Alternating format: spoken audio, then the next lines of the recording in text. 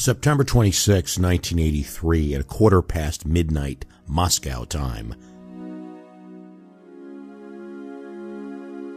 Stanislav Petrov, the deputy director for combat algorithms at the Russian Ground Command and Control Center, was about to decide whether 5 scintillions on his screen, which looked like specks of glitter against a tuxedo jacket, were intercontinental ballistic missiles, the first volley in a surprise American nuclear attack against the Soviet Union.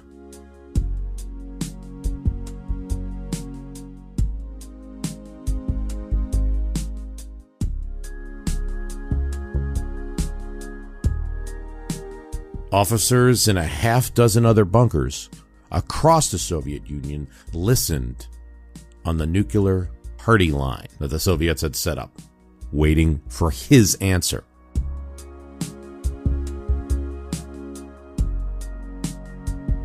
For all he knew, Yuri Andropov, the General Secretary of the Soviet Union at the time in 1983, had already been notified. As the clock ticked, as data came in for him, for Petrov, time slowed down.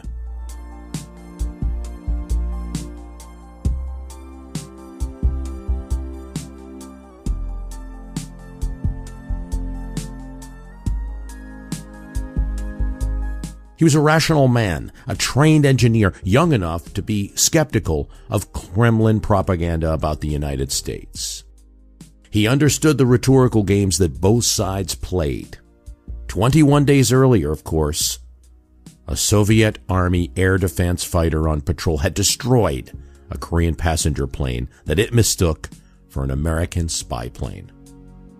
229 innocents had died. The Soviets recovered only their shoes. Ties between Moscow and Washington froze. The Americans had just finished a NATO exercise, Reforger, where they deployed 15,000 troops to Western Europe in record time, the biggest rehearsal of that type that the Soviets had ever seen. NATO was on the verge of assaulting Western Europe with new nuclear missiles that could reach the Russian border within minutes of first detection. The KGB was warning the Politburo that Americans were itching to invade the island of Grenada and oust the Soviet-friendly occupation government there.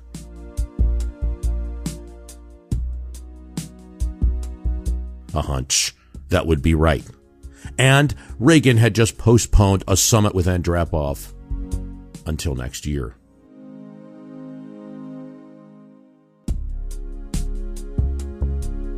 And then there were Reagan's words.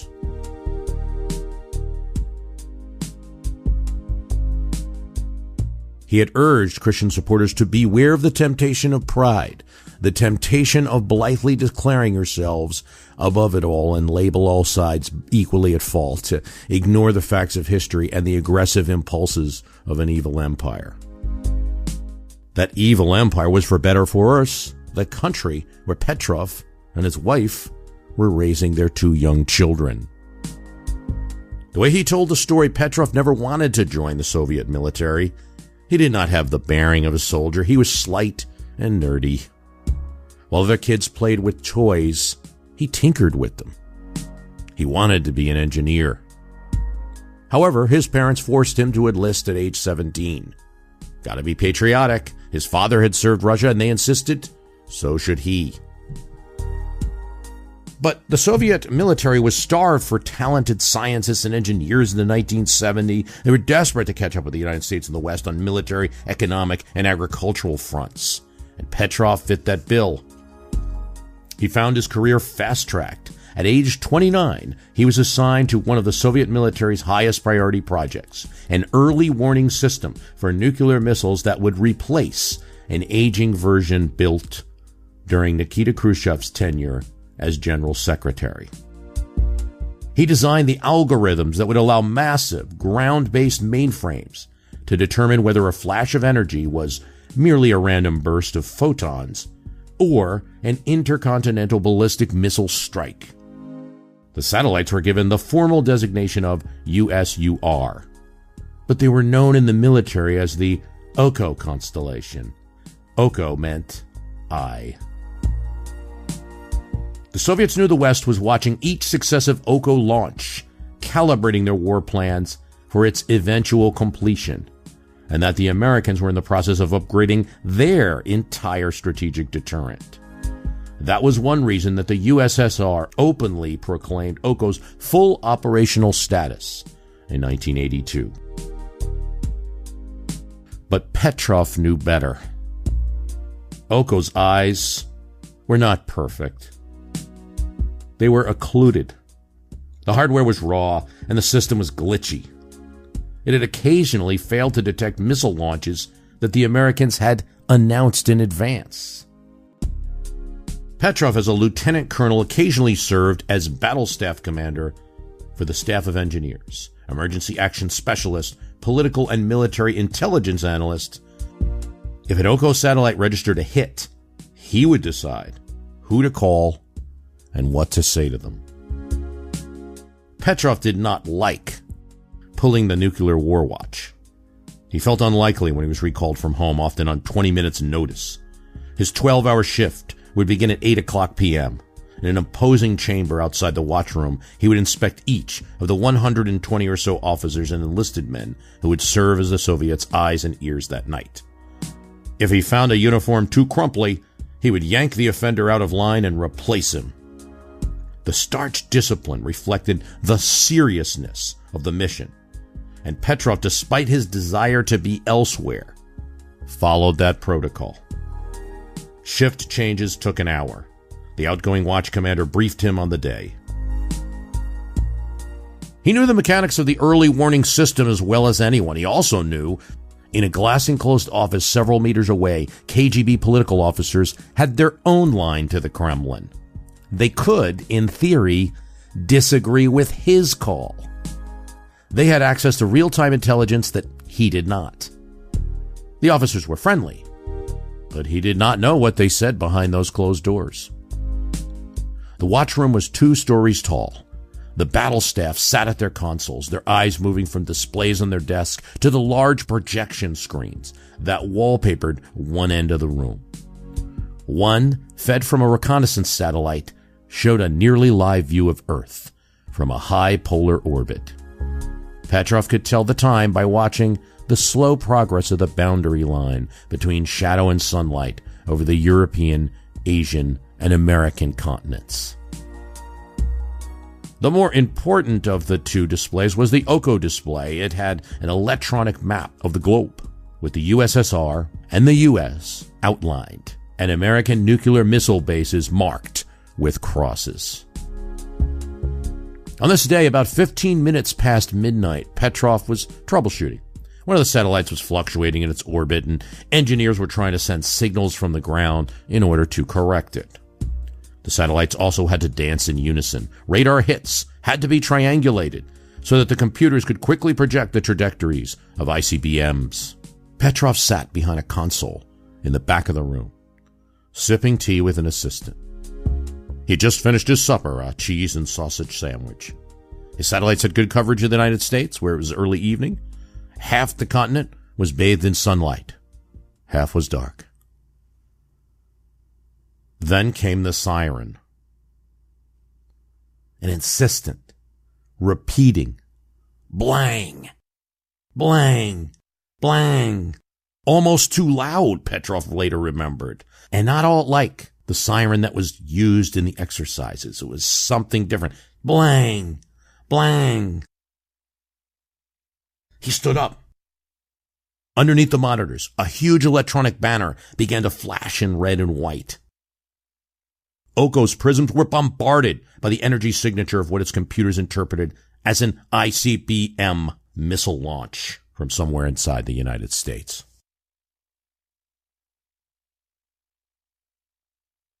Petrov felt something resembling shock. Heads turned to him. What should they do? His instinct told him that this alarm was a mistake. He didn't know why it was a mistake, but he knew it had to be. Check your systems, Petrov ordered. But as he ran through scenarios, everything stopped. The warning banners disappeared. The satellite was no longer registering that missile event. He picked up a phone at his desk and told the Kremlin to stand down. False alarm. All good. Except at the very moment the alarm sounds again. Bling! The officer at the other end of the phone could hear too. Another potential event from a similar area somewhere in the western United States. One by one, Petrov's team now reporting into him. The main computer is functioning. Its backup's functioning. The communication links are functioning. Other sensors are all online. Everything's working. A backup command center that monitored a less sensitive early warning system picked up nothing.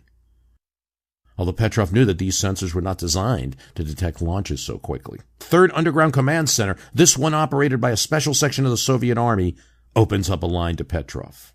And then a third event. At that point, the computers were programmed to presume that, with 3 detections in a short period of time, an attack was underway. The banner in the front of the room changed too. Missile attack, it flashed. Then came a 4th. Then came a 5th.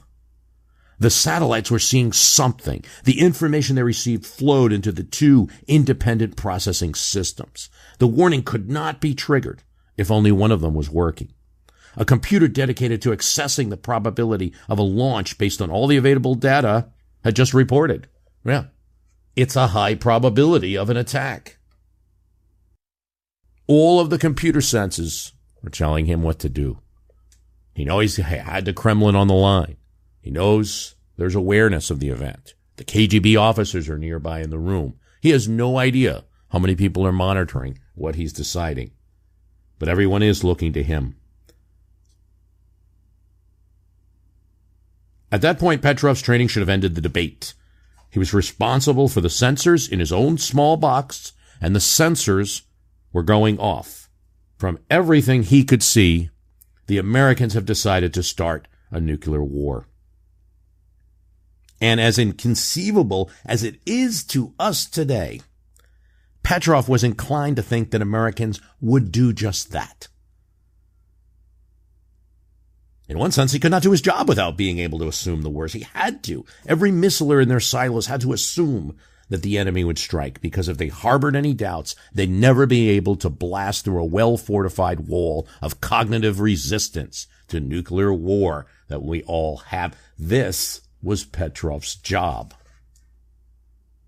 To answer the questions of whether the United States had launched a missile, Petrov knew it would have to be informed by even the less answerable question of whether they ever would.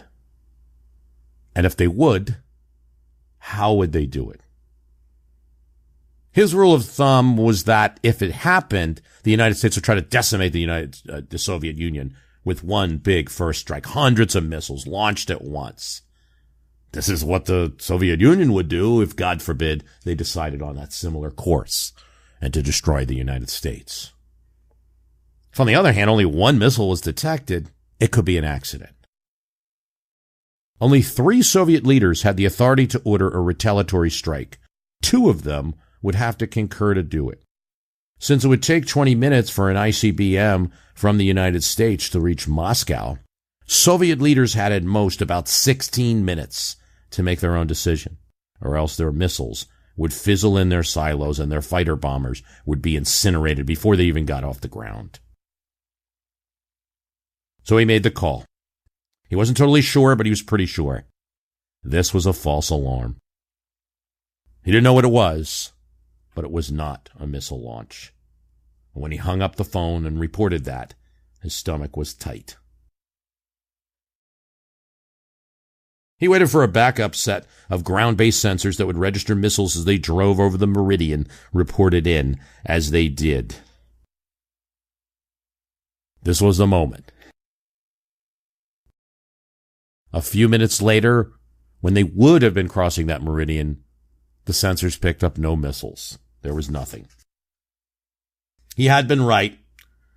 Hurried investigation by the Soviet General Staff would later determine that Okos, the eye, had picked up reflections from high clouds passing over the F.E. Warren Air Force Base in Wyoming. And that's all it was.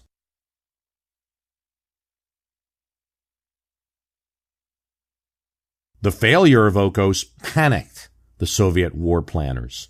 For years, all their war games had come to the same conclusion. In a nuclear conflict, the side that struck first would be the only side with anything left at the end.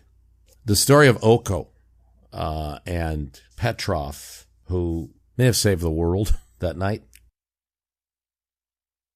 I know it's not as close as one thinks because the right person was probably on the job that night who knew the malfunctioning of the system and was strong enough to make a call, and nobody intervened. This is just one of the many insightful stories in Marc Ambinder's The Brink, President Reagan and the Nuclear War Scare of 1983. And I'm glad I got the chance to talk to him. He was the White House correspondent for National Journal and the politics editor of The Atlantic. He's been an on-air analyst and consultant for CBS News, spent some time at ABC News, quite knowledgeable about these topics. So I think it's really interesting to talk to Marc because we had done the Dozen Ronald Reagan series and we talked a lot about this topics. And I always found that this was one area that I had to research the most. It's not really that hard to conclude that Reagan made a contribution to the end of the Cold War in meeting with Gorbachev, right? In having summits, in passing and pushing for the passage of the INF Treaty. It almost makes the question easy. Of course, President Reagan's actions contributed there. But the harder part is about Reagan's actions during the first term of his presidency and what was going on at the Soviet side. And we know so much about it, much more than we knew at the time of Reagan's presidency's end, when the Reagan Legacy Project kind of started and there was so much talk about, what Reagan did was great in the first term. And it's not that it's not necessarily, but with the information you have, there's a more balanced view. So I will get into that in our conversation with Marc.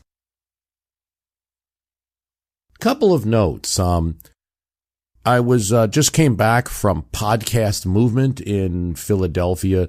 That was a great opportunity to talk to other podcasters. I've been doing this for a dozen years, and it's the first time I've attended a conference of podcasters. It was interesting to talk to people. I'm not the longest person podcasting when there were people starting in 2004 and 2005 and things like that, but it was interesting to talk to people. And I think the one conversation starting point that would always sort of shock people is how long My History Can Beat Up Your Politics is on.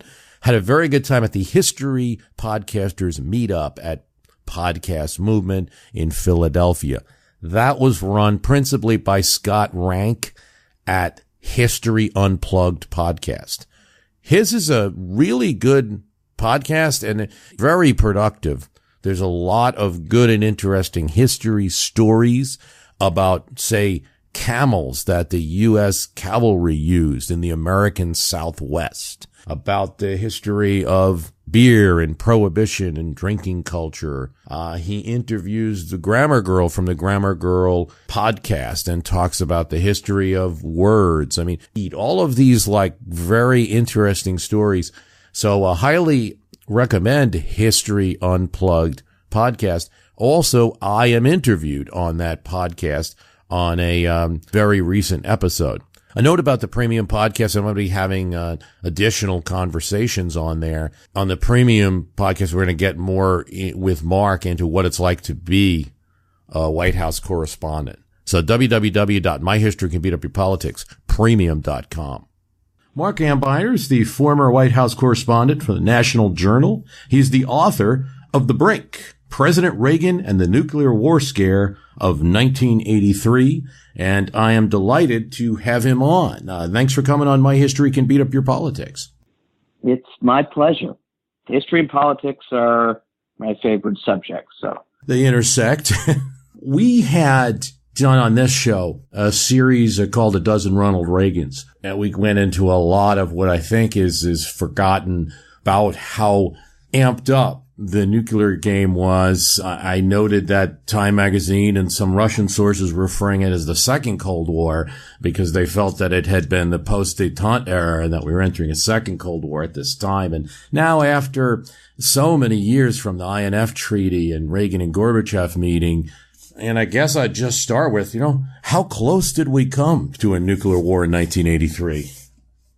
To answer that question, I think the best thing I can do is put you back into a particular day and date. It was November 8th, 1983, during the middle of NATO's Able Archer exercise, which was the annual exercise that NATO countries performed to practice releasing nuclear weapons from the United States to the countries that were actually going to use them. This is not a task that everyone loved, but you had to exercise it and make sure that all the systems work. But this year, the exercise had taken new import because the Soviet Union, which in the past had used exercises as a cover to launch some sort of geopolitical or military offensive, were watching very carefully to see if NATO was going to somehow do the same during this exercise. And on that night, which was the night where the actual procedures were going to be rehearsed, so afraid were members of the Soviet military, the strategic rocket forces in particular, that they had dispersed their mobile ICBM regiments to the countryside, to their secret wartime positions. They were on 3-minute alert standby. They had dispatched KGB officers to go down into the Soviet equivalent of ICBM bunkers. And the KGB officer had the actual keys that would be used to turn in the case of a valid launch order. They also had guns so that they could enforce any hesitation on behalf of the Soviet missileers. You had some reports that Soviet military officials in the chain of command were in their wartime bunkers. You had in East Germany MiG helicopters that were waiting on combat alert on the tarmac, fueled and ready to go, among other signs. And what's scary about all of this together is that if the Soviets were doing this simply to display that they were in an increased state of readiness, they would announce it in some way. But they didn't. They were genuinely worried. And the genuineness is evidenced by the fact that nobody knew about any of this until, many months after in some cases, and years after in other cases. So they were hedging against the possibility that a first nuclear strike was right around the corner, and all of the Western intelligence signs and signals missed this part. And that's pretty scary. And so the answer to your question is we were pretty close, because when you are in an environment like that, just think of, for example, the word shockwave. When anyone is nervous, the decision thresholds they have for seemingly rational actions with consequences, lower themselves. And so you and I can think, well, we would never do that in that situation. But we weren't in that vein of fear and anticipation and uncertainty. And who knows what we would have done in those situations. It is interesting to probe a bit on the mentalities, is particularly on the Soviet side, to the extent we know. In my Reagan series, I tried as best to do that a lot more on Reagan's side and what his thinking is. There's been a lot of speculation about that. And, but on the Soviet side, and I do recall, I can't remember the name of the Russian official, but a Russian official years later saying, Reagan saying things like an evil empire, or that the Soviet Union was to be put in the ash heap of history. Sure, it's a rhetorical point. With somebody like Andropov, that's not the kind of language to use. They may very well be taking it seriously, that this is an attempt to actually try to strike and actually remove the threat of the Soviet Union from the world. Yes, and I think many Soviet politicians read what President Reagan said on several levels. The first, obviously, understanding that there is a domestic political element to it, that Reagan was aspiring to achieve some domestic objectives. Certainly, for example, after the 1982 elections, when the peace movement had redounded to the benefit of Democrats, Reagan was trying to make a case that there was a certainly need for a comprehensive push against nuclear weapons, but Reagan wanted it done his way. That led to the Evil Empire speech, and the Soviets understood that to some degree. Had all of this been happening in a vacuum, that might have been where it remained, because certainly both sides were not unfamiliar to this type of rhetoric. But none of it was happening in any vacuum whatsoever. And the Soviets were also at the same time watching and listening and dealing with a very new and aggressive American nuclear doctrine that committed the U.S. to not only fight a protracted nuclear war, but to easily win one, to remove the Soviet second strike capability, which essentially would cut the heart out of all of these deterrence and mutually assured destruction theories that had kept the two sides at peace. And they also were privy to very aggressive exercises by the United States Navy. The Navy was changing its strategy to essentially pin in Russian SSBNs, which is to their ports before war would start. Which are those nuclear submarines? Nuclear submarines, yeah. Which amounted to, again, a big change of strategy that was just a lot more aggressive than it had been during détente. And then you have a series of events in 1983, the shooting down of the Korean passenger jet in Soviet territory. You have a very shaky Soviet command and control system that's producing false warnings. You have the big NATO exercise where all the troops return to Germany once a year as a show of deterrence. And again, and then you have the unpredictable element, at least for the Soviets, of what the heck this Star Wars was, the Strategic Defense Initiative, which had surprised, of course, many American politicians and many of Reagan's aides. Surprised some of Reagan's cabinet. Yeah, it did. It did, because they weren't. George Shultz, remembers hearing about it in a meeting, and then when it was announced on television, right before it was about to be announced, you said, "What is this? What are we doing?" You had a sense that the Andropov wasn't too much fooled, say, by that Star Wars. They seemed to know that Reagan didn't really have anything in his hand at that time. Andropov himself wasn't. Andropov also knew, essentially intuitively, that number one, the Soviets have been trying for years to do something similar, to build something similar, or engineer something similar, and it failed. And he also knew that, well, if it was just restricted as it had to be, any sort of space-based system, to ICBMs, which of course go into space before they drop down back onto Earth, that the second strike capability, which in nuclear doctrine or the language of the nuclear priesthood refers to what submarines can do, because submarines, nuclear submarines, their missiles and then cruise missiles don't go outside the atmosphere. And so an atmospheric, a higher than atmospheric shield wouldn't work. But what Andropov and some other Soviet military officials, Andropov was, of course, from the intelligence world, but Soviet military officials suspected that SDI was a cover for an electronic warfare attack that would blind the entire Soviet military system. So Andropov harbored that suspicion, but his primary concern at that point, and I think this contributes to the tension as well, as just a human being, he was dying from kidney failure, and he spent half of that year in the hospital.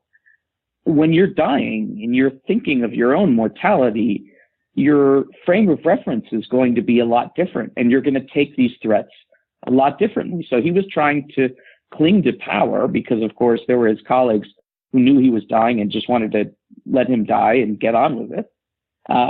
So he had to try to preserve his own power.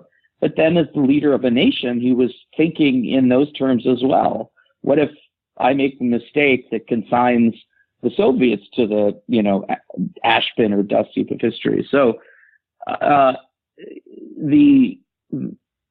habits of mind that these leaders were in at this very unique point in time made 1983 seem very different, and took something like the Strategic Defense Initiative and added a sinister cast to it. Yeah, I think it's an interesting point to make. And then Reagan was rightly criticized, or Walter Mondale, by the time he's starting to run in 1984, saying, there's been no meeting between a Soviet leader and an American president now in over 5 years or more.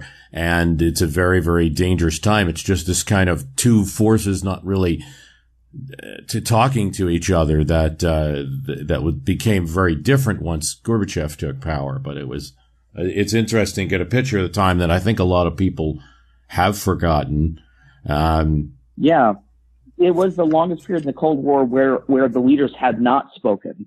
And that's one of the reasons why when people are trying to place this period in a larger stream of history, they'll say, well, it was the Second Cold War. And I don't really think it was the Second Cold War more than really the continuation of the collapse of détente. And again, the fact that Soviet leaders were really old and dying, but bringing that into the present day, on the one hand, so if any American president is meeting with an adversary who has or is either developing a nuclear capacity, in the case of North Korea, and is threatened to use it, or has obviously the residual enormous capability that the former Soviet Union has, one-to-one contact, just put aside all of the, and I hate to call it ephemera, but just for the sake of nuclear weapons, the ephemera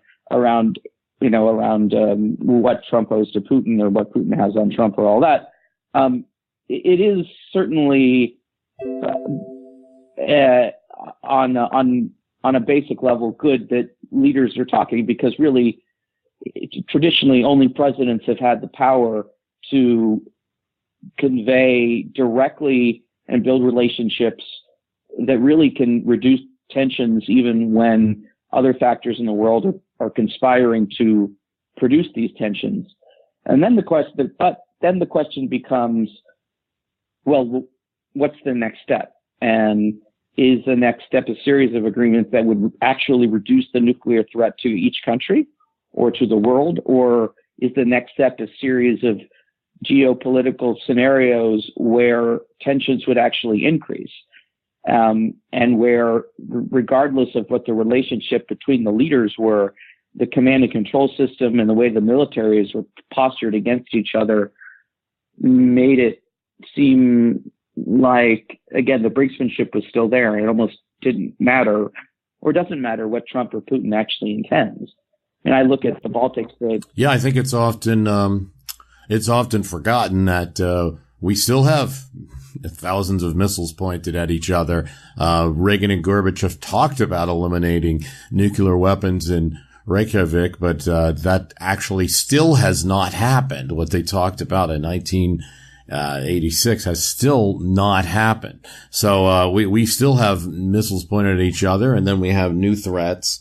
I take your point that on one hand, it is very comforting sometimes to just see people talking.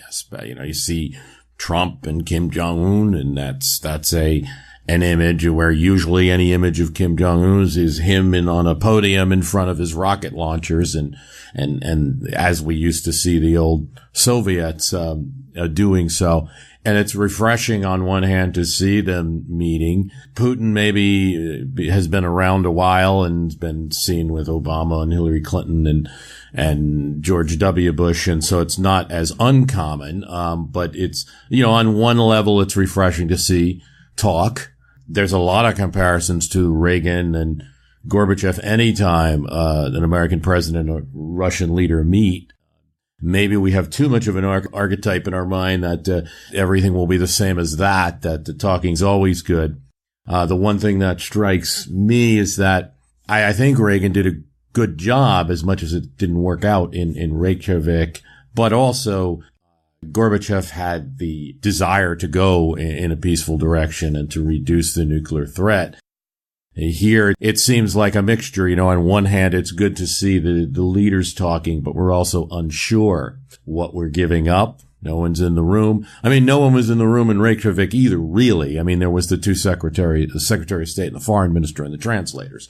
So there was a lot of fear at that time in Reykjavik or afterwards. I remember reading about the Joint Chiefs of Staff head in the United States. It was like, what the heck did he say there? What's this talk? Thatcher calling up and saying, what? Talk about eliminating nuclear weapons. What do you get your man out of there? Kind of thing. Well, there definitely is the parallel where the establishments from both sides are really trying to figure out what was both said in private and not just what was said in private, but what information or intonations was actually conveyed and how they're supposed to react to that.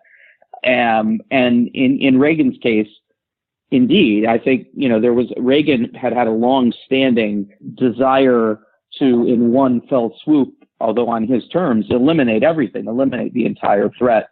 And that would run counter to the solidity of the NATO deterrent, which explains why NATO leaders at the time and Margaret Thatcher were quite concerned when they read the account that he had offered to just give up everything.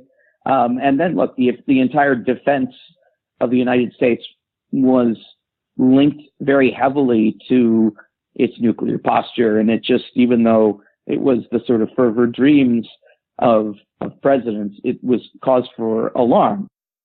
At the same time, there was an urgency that I think both the Soviets and the United States felt when it came to really aggressively starting a pathway towards disarmament globally, denuclearization.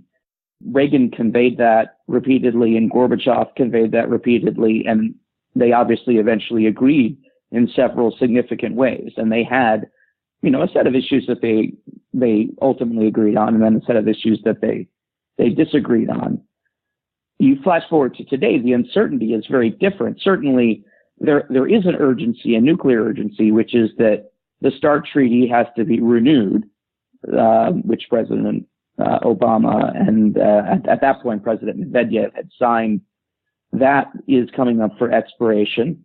The Intermediate Nuclear Force Treaty needs to be strengthened, which is the main treaty that was sort of the first treaty that Reagan and Gorbachev had signed. And both sides have been developing new weapons that fall outside the scope of either of the main treaties. And so, again, from speaking as someone who would like to see fewer nuclear weapons in the world and the threat of it reduced, those are urgent matters to me. But the country or the world isn't really thinking here of nuclear brinksmanship. The world, and I think some of this is a false sense of security, but the larger environment here is thinking about different conflicts. It's the reshaping of Europe and Asia to match Vladimir Putin's geopolitical ambitions. It's not so much that there's an urgency imputed to some nuclear conflict. So what they're worried, of course, about President Trump giving up is an understanding that, Putin has to follow through with the sort of settlement and get out of, follow through essentially with the agreements at Donbass and stop the blockade, and has to himself withdraw material and troops from the eastern Ukraine. And Putin has now said that President Trump was amenable to a suggestion that there's some sort of referendum in the Ukraine, which is not at all what NATO wanted to hear. And so the particulars are different, but there is a similar dynamic. But certainly, without question, and there were people in the United States, not just on the left who didn't like Reagan, but in the defense establishment who didn't really trust Reagan to faithfully represent, the orthodoxies of nuclear doctrine. And frankly, Reagan wouldn't represent the orthodoxies of nuclear doctrine because Reagan really didn't believe in them. And so they were as sort of jittery as some American officials are about Trump, but not because they didn't think that he was the big difference. And it's hard to say this, but the big difference is not they didn't think that he didn't have the country's best interest at heart. It's just that they didn't think that he had the doctrine fully down. In the case of Trump, the question is very basic. Is he giving away because either he doesn't understand what's effectively in America's interests, or he equates it to what's in his own interests, or because of some other reason, is he simply giving up the whole cupboard and truly plunging NATO in particular into a vast sea of uncertainty. So those are the differences there. And I would say the other thing, and I make this point in the book a number of times, Reagan had studied Soviets for years before he actually began to meet them, and understood very effectively what they were afraid of and what they needed. And again, no one ever questioned Reagan's commitment to the security of the United States as a paramount concern. So there were some pretty big differences as well. Yeah, I often found that when there were criticisms of Reagan, like within the administration or from, say, people like Jeane Kirkpatrick, who had left the administration and then became a critic of the INF treaty, that often there was this little hint at the, Reagan, maybe he hints at age, hints at competence, but not, they knew they couldn't, deliver a broadside on his, patriotism or commitment, but it was often a hint there, like maybe he's being misled by people. By peacenik, right, exactly. So there is continuity here. But the stakes were just very, very, very, very different. And Reagan had established more than once his, bona fides here. And the American people were solidly behind him. He had the capacity to be a political leader as well, which is an important component of this, building domestic political support for whatever initiatives eventually he turned out to support. And that's not something that President Trump has. Assuming, again, we really know what President Trump's overall strategy is or what his objectives are.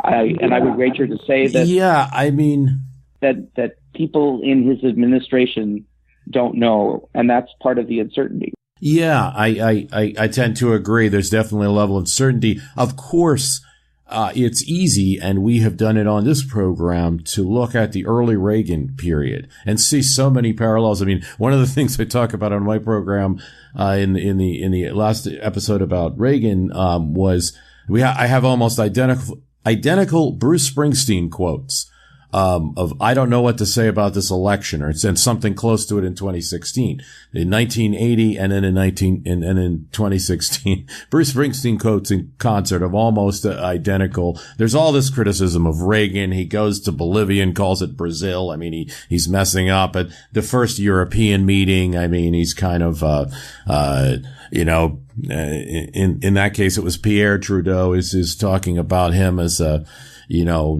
talking about fighting communism in the Screen Actors Guild, and just not making a great impression anywhere. And then he turns around and arguably had a role in ending the Cold War. So you could see that parallel. You can see where people are asking this question. Well, you just don't know. Maybe this president has something up his sleeve, has like a secret plan, or is going to use instinct and adjust. One way of saying is maybe he's, crazy like a fox in a way, like I'm going to slap around my allies. So now when I meet with, Vladimir, I'm credible. I can negotiate in a credible fashion because he knows I'm not just following their will. When I meet with Kim Jong-un, having gone all into this American first stuff, I'm credible because I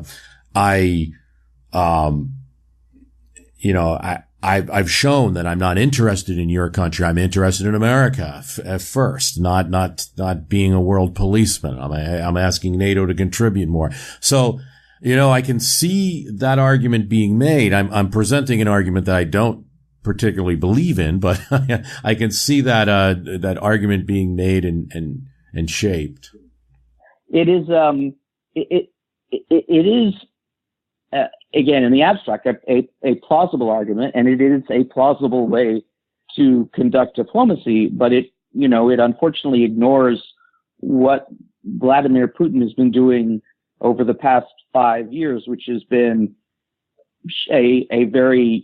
which is prosecuting a very concerted strategy to shape the argument in the other way, where the first thing you would do as president, if you wanted to come to his level and start to negotiate person to person, would be to reassure NATO about your commitment to its deterrence. Because Putin doesn't, really couldn't care what Germany is spending every year in terms of its, gross domestic product, as long as Germany can continue to buy oil from Russia. And it also requires the deft execution of someone who has a larger understanding, again, of what the objectives are. And it still is not entirely clear, because although President Trump has said, what are your goals? And he'll say a word like Syria or Ukraine or nuclear weapons. I don't know what that means. Those are descriptive words. They aren't substantive goals that actually do stuff in the world and make human beings flourish more than they are. He wants a trade agreement of some sort with different countries, but he wants to renegotiate. I mean, there really is a pool of uncertainty about what President Trump wants. And that makes it very hard to say, well, the understanding, if he's tough with NATO, he'll reassure Putin that he's not intending to use NATO as a cudgel against Putin, understanding that, perhaps Putin is wary of NATO expansion. But look, presidents have been arguing, and I just looked at the last speech that Robert Gates gave as Secretary of Defense, where he was very explicit in saying that if NATO didn't reform how it made its decisions and how it was funded and where that money went, it would become very obsolete very quickly, saying that very explicitly. And Obama had said the same thing. We just sort of forget it, because at the same time Obama was saying it, he wasn't shrinking from the U.S.'s commitments and its unequal share of the burden, although he was pressing very publicly allies to increase their commitments. The commitments, incidentally, that Trump is bragging that he secured from NATO were, of course, secured in the Obama administration, and NATO countries have started now to follow through on them. So, and your book, exercises have come up so much in recent news, because both in the North Korea situation and in the meeting with Putin, there's either reporting or there's actual events where exercises are being canceled or pledged to be canceled, or new exercises are threatened and the like. You talk in your book, and looking at 1983, you talk often about how much exercises were a component of that Cold War. Were really like little mini Cold War weapons that would be kind of sent out. At one time, when something that the Russians did something that we didn't like, we showed that we could send hundreds of thousands of troops very quickly to Europe in an exercise to kind of say, hey, we can do this if we have to. And it was almost like the whole Cold War was this decades long demo of strength. Now how important are those exercises, and then and today? It's a very good question, and I think we underestimate the power of an exercise. The term is kind of misleading. It's I think exercise, it means it's fake, right? It's something that things do. But the reason why exercises are a lot, I think, better called rehearsals, is I start looking at it from the perspective of some alien who's looking down on the earth and sees one side exercising, it's going to look as if they're doing the real thing. You have no way of knowing whether an exercise is simply an exercise or it's a way for an adversary to move into a better position vis-a-vis the opposition in a sneaky way. And of course, again, historically, the Soviets had used exercises as a pretext to invade, particularly Warsaw Pact countries that were having problems internally. So they had that fresh imprint on their minds. But anytime you exercise a capability, you're putting that capability out. You are putting troops in the motion. You're running them through the motions of actually rehearsing the procedures that they would execute during an actual war. You're moving troops to a state of higher readiness. It absolutely is a small weapon of sorts because the other side has to be correspondingly wary and has to either respond with some display of strength or they have to hedge their security posture.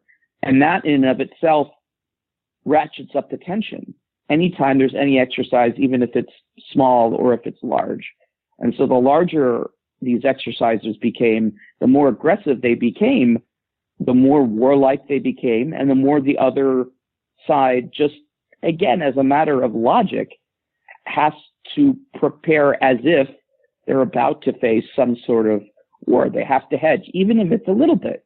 But if you're reducing a threshold from, a 90% decision-making threshold to a 75% decision-making threshold because your opponent is conducting an exercise, you're bringing the world closer to the brink.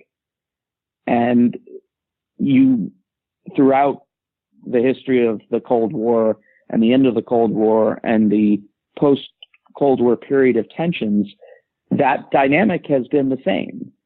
And those exercises are still the point at which I think the maximum danger remains. A reminder that I'm speaking with Marc Ambinder, the author of The Brink, President Reagan and the Nuclear War Scare of 1983. Highly recommended. It is very timely as well, and we're at a time when an American president has met with a Russian leader,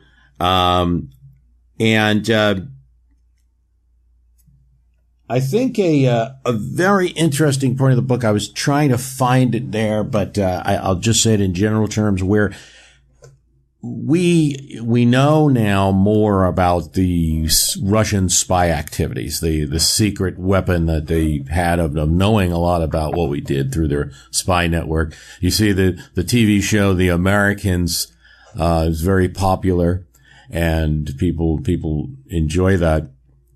And one of the sections of your book, you talk about how much the Russians knew from their various spy networks about our capabilities. And I even have a CIA agent who mentions that, well, you know what? Maybe the more they know, the better. Maybe the fact that they knew a lot about what we could do and what we were working on, rather than just having a little bit, having the full knowledge, maybe that was a good thing that helped prevent war.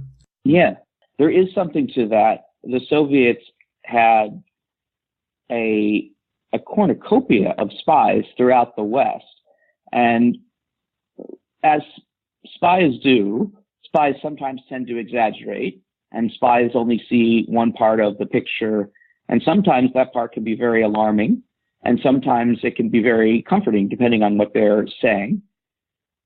The issue here, though, is that although the Soviets were receiving a lot of very granular and often very accurate information from their spies, they chose not to believe it because it didn't necessarily fit with their preconceptions about what Reagan was up to, or about what their own objectives were. And so there is one of the big lessons of the book on both sides is the need for intelligence as it's not just consumed and given out, but, processed in a framework that looks at all assumptions and says, well, are we making an assumption about our adversary that is making this seem better or worse for us? How do we act on this? And although the Soviets had really high quality, Soviets were great at collecting this intelligence, and they were really, really bad at interpreting it. And that was throughout the Cold War, one of the mainstays of the Soviet-U.S. intelligence rivalry. They had spies telling them that, of course, there was absolutely no way that NATO would ever launch a first strike. Spies that would be in a position to know. But those were not the spies that they believed. They believed in the spies who, for example, had visibility into some of the very secret electronic warfare projects that the U.S. was putting together. Those were the spies that they tended to believe.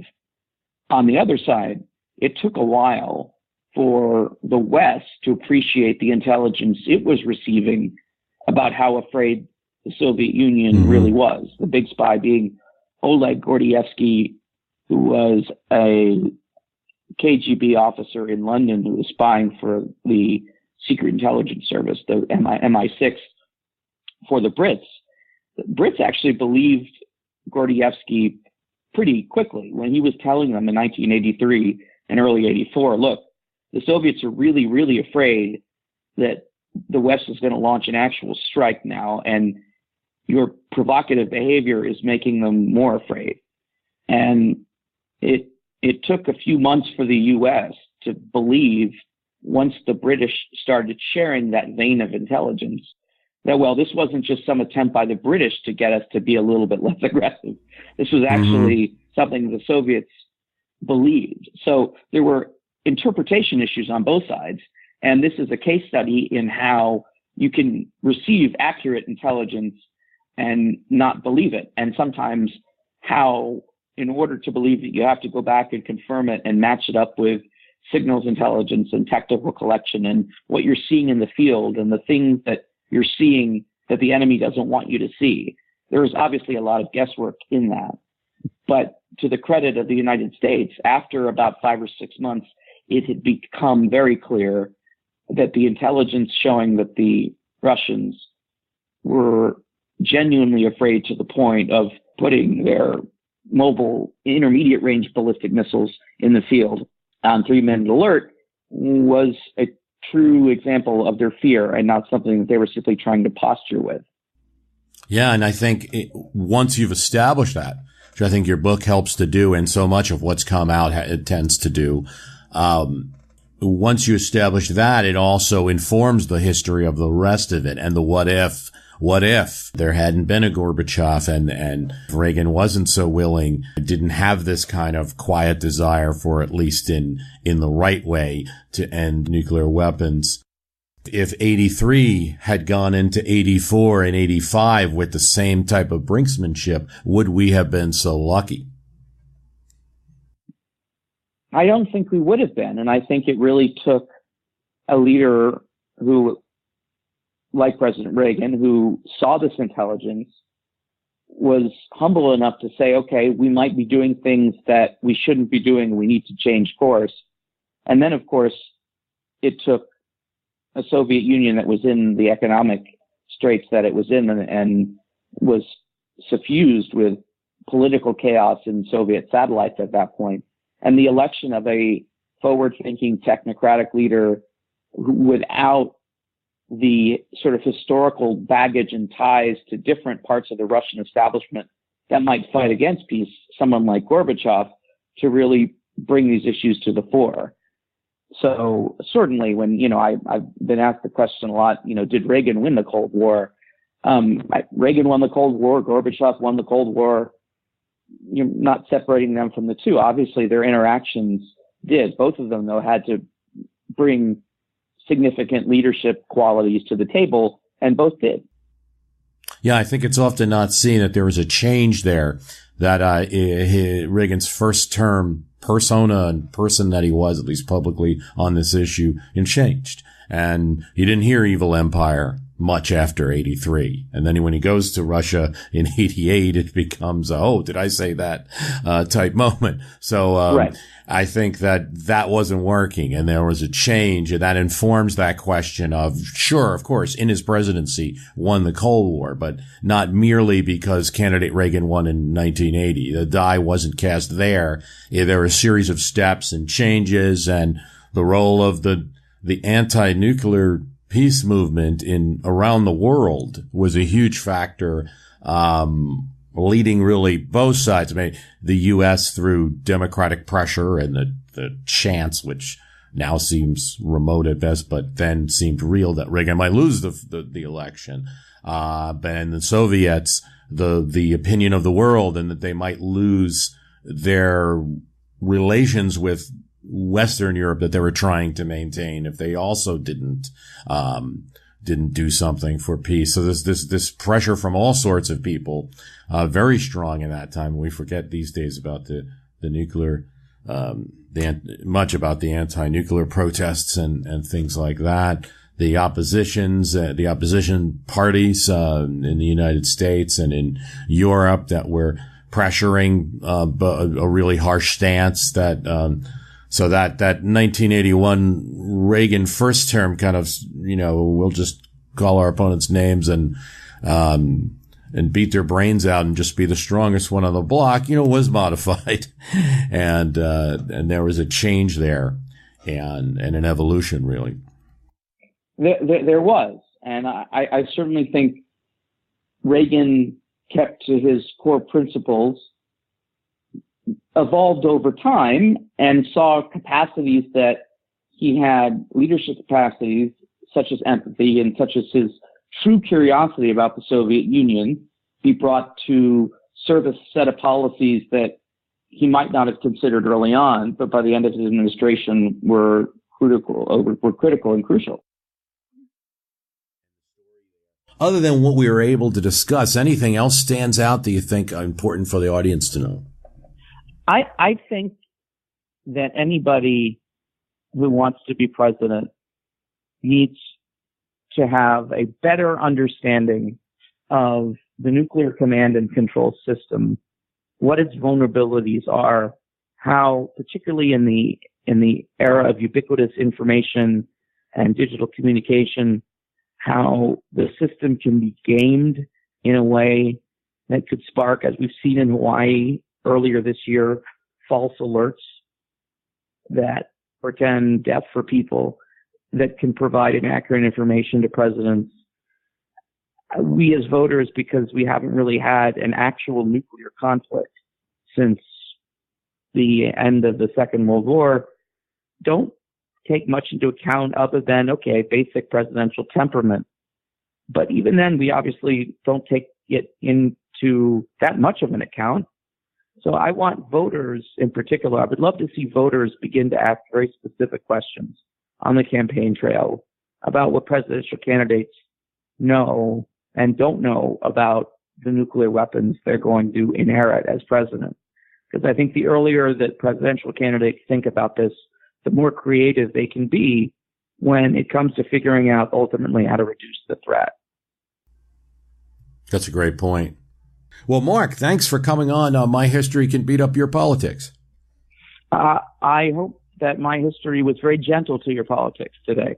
But thank you so much. It was a true pleasure, and I really enjoyed this. In fact, I'm going to go back and listen to the sort of 12 ways of looking at Ronald Reagan, because I think that's a very apt and useful way of assessing anyone's life, legacy, and career. So that sounds really fascinating to me. Oh, glad to hear it. It was 2 years of my life, so I'm glad to hear it.